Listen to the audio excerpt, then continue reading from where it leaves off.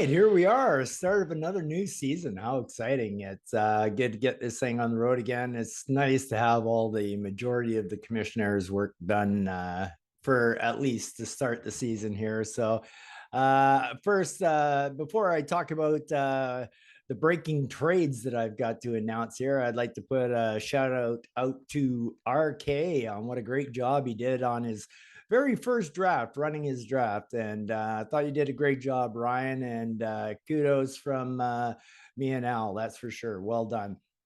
Let's see. What else we got going here? We got the waiver wire open. So now everybody can stop texting me. It's open. You know what, guys? It's the same rules every year. Every year, it's the same rules. It really is. All you got to do is remember them. Anyway, the waiver wire is open and we had a successful draft. I hope everybody's excited about their teams. I want to wish all the teams good luck in the 2022-23 season. It's going to be an exciting one. I know a bunch of teams are going to start making a whole bunch of trades to try to catch what I think in my mind right now are a couple of strong teams in the league that people are going to be chasing. So we know one thing: teams look completely different at the end of the season than they do at the start. So we're going to have to see what happens, and we're going to start off already with a couple of trades today getting it going. So and I will tell you that one team is involved in both trades, and of course, as soon as I say that, everybody goes, oh, RK is up to his old tricks again. Away he goes. I'll give you a hint. RK's in one of them, but he's not in both. So anyway, let's take a look at the first trade we got going here. All right, so we've got Pitter Patter and the Port Elgin Wolfpack in a trade here. And as you can see, if you take a look at these players here and you know who they all are, it's obvious what's going on here with this trade. It looks like one team is loading up on prospects and the other is trying to make a move to become more competitive. And the team that's loading up on the prospects is the Pitter Patter as they grab Capo Caco, who's on a 4-year contract right now. And looks like Bo's unloading some of his Rangers. As another guy going in this trade is Nils Lundquist, even though Lundquist is now in Dallas. So Nils Lundquist, who's a prospect, and Ryan Suzuki from Carolina, who's also a prospect. So Capo is basically, he's one of those ones you hope that's just going to all of a sudden catch fire. And, he's a high touted prospect. So second overall pick in the NHL, not too bad. So Pitter Patter's obviously heading towards the rebuild for this year. Maybe they're in the Connor Bedard hunt this year, and Kako on a 4-year deal, and Nils Lundquist and Suzuki, who are both prospects, are going over to Pitter Patter. Now, Pitter Patter is sending back Sam Bennett on 1-year contract of the Florida Panthers, and Dano from the Los Angeles Kings, also on a 1-year contract, and Justin Falk from the St. Louis Blues, excellent defenseman on a 1-year contract as well. So you can see that the Wolfpack are trying to shore up their team just a little bit and get some good depth going on the team. And these 3 guys should do it. So basically there's a 1-year cap hit difference in this one. So the Wolfpack will be taking on an extra year, and the Pitter Patter will be gaining a year. So there you go. There you have your first trade of the year. You got Sam Bennett, Philip Deneau, Justin Falk going over to the Port Elgin Wolfpack, Capo Caco, Nils Lundquist, and Ryan Suzuki going to Pitter Patter. There we have it. Our very first trade of the year for 22-23 season. Officially in starting. I know we had some trades earlier before the season, but this one's kind of legit here.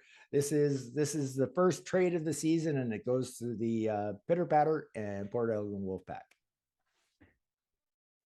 All right, so in pick number 2, I promised you that somebody was going to be doing 2 trades here today. And who is that team? Is it the Wolfpack or is it Pitter Patter? Well, it turns out that it's Pitter Patter. And as you shall see here, continuing on the rebuild mode for Pitter Patter, but this trade's not as big a, well, he lost some significant pieces. It's a blockbuster. And of course, Lincoln Saltdogs are involved in this one, and it's huge. So let's take a look how this trade worked out. Well, there you can see it. Wow, huge name going over to the Lincoln Saltdogs. Leon Draisaitl on a 4-year contract is headed over to the Saltdogs. And ironically, I think Ryan Kelly is showing people how easy it is to get superstars if you want them. I mean, Ryan drafted them just not this year, but last year, and traded him, and he's got him back. And so Leon Draisaitl headed back to the Saltdogs. Well, actually, it'll be his first time going to Ontario to the Saltdogs. He was used to going to the beautiful Vancouver Island coast to play for the Bruin Up Some Suds. Well, not anymore, Draisaitl. Off to Ontario you go. So Draisaitl going over on a 4-year contract to RK's team. Also, troubled defenseman Tony DeAngelo is going over on a 2-year contract.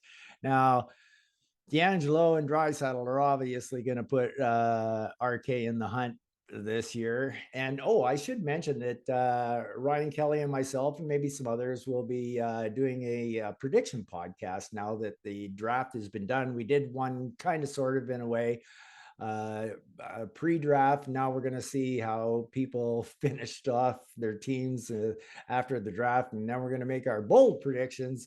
We're not the greatest predictors because Ryan got picks 1, 3, and 5 correct. So he was 4 for 16, hitting percentage of 250. So anyway, hopefully we can improve on that with our prediction podcast. So anyway, we got DeAngelo and Draisaitl going over. So 6 years of contract going over, and going over to Pitter Patter, who's obviously in the rebuild, is Evan Bouchard on a 5-year contract. He just signed with the Saltdogs. I got to say one thing, it's going to get around the league to the players. The players are not going to want to play for the Saltdogs, just no loyalty. I mean, they signed Bouchard to a 5-year contract and deal him away right away. What's the kid supposed to think? You know, he just bought a house and everything there. Yeah, Lincoln Saltdogs, maybe we should look into his treatment of players on his team, because he just uses them like a piece of meat. And we got Swayman coming over, and he's a prospect, so that makes sense for Steve on his build.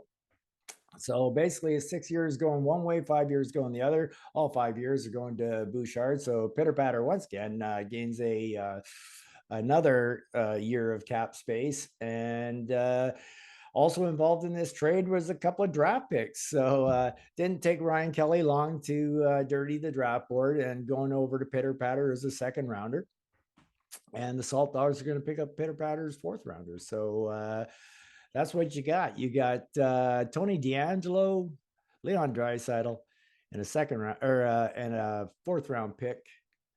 And going over to Pitter Patter, you got Swayman, you got Bouchard, and the Saltdogs 2nd round pick. I don't know if I said that right. Anyway, Pitter Patter got the 4th round pick. So that's what we got for this trade.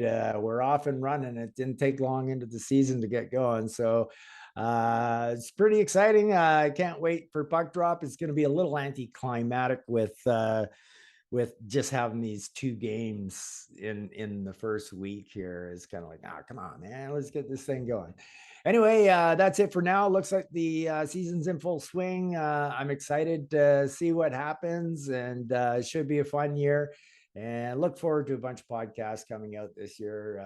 We're going to get a lot of different owners on this year. I'm bound and determined to get Bo on this year, because Bo's the one person who I don't know, and I know him, but I don't know. I have no idea what Bo looks like. None. 0 zilch. Anyway, that's all I got for you guys. Now take care and peace out.